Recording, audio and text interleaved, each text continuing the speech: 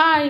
ఈరోజు అలసందలు చపాతీలోకి తిరువాత వేశానండి. అది ఎలా చేయాలో మీకు కూడా చూపిస్తాను.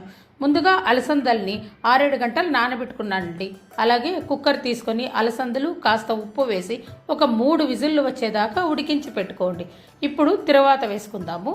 కడాయి తీసుకొని ఆయిల్ వేడయ్యాక ఆవాలు, జీలకర్ర, కరివేపాకు, సన్నగా తరిగి పెట్టుకున్న అల్లం వెల్లుల్లి ముక్కలు కూడా వేసి కాస్త వేయించండి. ఇప్పుడు పచ్చిమిరపకాయ ముక్కల్ని కూడా వేసి కాస్త వేయించండి. పచ్చిమిరపకాయలు కాస్త వేగాక మనం కట్ చేసి పెట్టుకున్న ఆనియన్స్ కూడా ఇందులో వేసేయండి. ఆనియన్స్ కాస్త దూరగా వేగే వరకు వేయించండి. ఈ మాత్రం వేగిన తర్వాత కట్ చేసుకున్న టమాటాలు కూడా వేసేయండి. టమాటాలని కాస్త మగ్గనివ్వండి.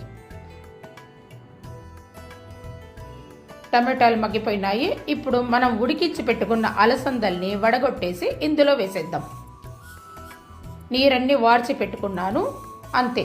అంతా ఒక్కసారి కలిపేసుకొని ఇందులోకి కాస్త పసుపు, కాస్త కొత్తిమీర, అలాగే ధనియాల పొడి ఉంటే వేసేసేయండి.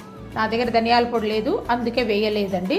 మీరు ఉంటే వేసేసుకోండి. అంతే. చూడండి, వీటన్నిటిని వేసి ఒక 5 నిమిషాలు మగ్గనిస్తే చాలండి.